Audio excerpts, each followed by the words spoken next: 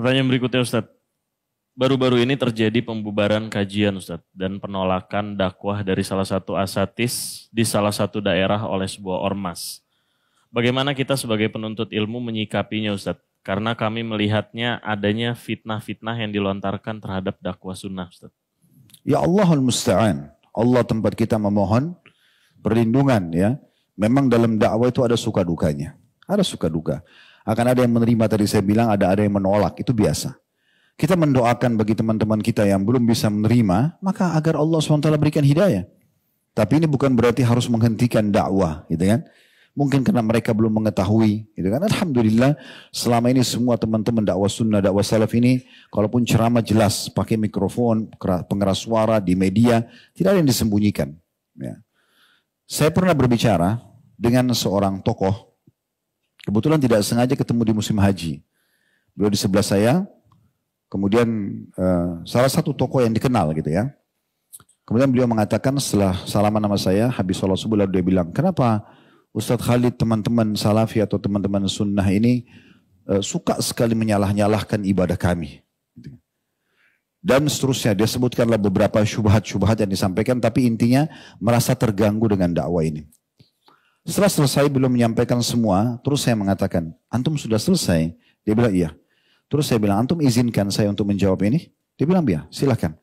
Saya bilang yang pertama, bisa antum cari siapapun di antara ustadz yang dikatakan salafi atau sunnah, ya, yang biasa mengatakan atau dikatakan dakwah salaf itu, yang coba membawa masa memberhentikan amalia antum.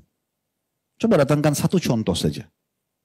Kami juga punya masa di pengajian, datang ribuan orang dengar. Tapi belum pernah kami datangkan masa untuk memberhentikan amalia yang antum lakukan di masjid antum, di pesantren antum, di rumah antum, tidak pernah. Yang terjadi adalah di majelis kami, kalau ditanya, apa hukumnya maulid, apa hukumnya tahlilan, apa hukumnya begini dan begitu, kami jelaskan sesuai apa yang kami ketahui. Karena ditanya, tidak ada tablik akbar khusus bahas masalah ini, tetapi hanya ditanya, kami jelaskan sesuai yang kami fahami. Kalau antum merasa itu benar, antum jalankan, silahkan. Masing-masing bertanggung jawab di hadapan Allah SWT. Tapi jangan antum paksa kami untuk melakukan. Karena masing-masing berhujjah. Jadi tidak ada maksud dan tujuan kami untuk menyerang antum. Jangan difahami untuk menyerang. Karena tidak ada materi khusus membahas tentang masalah amalia antum, tidak ada. Kalau ditanyakan kami jelaskan.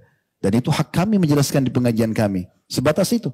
Dan sekali lagi, tidak pernah ada pergerakan massa, memberhentikan atau yang tidak ada. Sama sekali.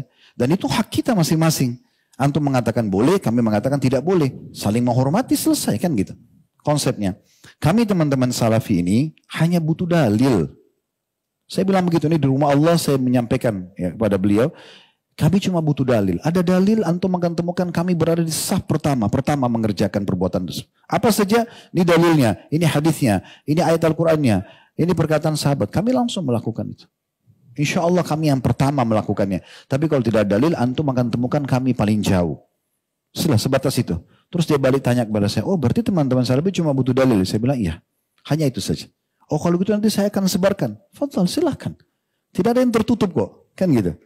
Jadi sebenarnya tidak perlu ada pemberhentian, merasa terganggu. Karena orang masing-masing menyampaikan pendapatnya. Ya, ini saya bicara secara global. Alhamdulillah pengajian kita berjalan di masjid-masjid ini sudah tahunan, bukan 1-2 kali.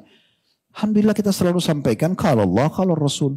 Dan tidak ada penyebutan nama, tidak ada nama penyebutan organisasi. Ya, tidak pernah kita sakitin siapapun. Tapi kalau ditanya tentang hukum kita jelaskan. Nah ini hukum yang kita ketahui kan gitu. Masing-masing boleh menyampaikan. Allahu a'lam. Jadi kedepannya saya berharap mudah-mudahan tidak terjadi lagi hal-hal yang seperti ini. Kalau ada yang dirasa dari penyampaian salah satu da'i, siapapun dia di negara kita ini, yang kemudian dianggap penyampaian itu kurang pas, oke, dipanggil, diajak dialog, diziarahi, ya. Kemudian ini lebih baik, lebih bijaksana, tujuan lebih baik daripada jadi nggak enak kelihatannya, mesti didatangi, diberhentikan, disorak-sorakin kan jadi nggak enak.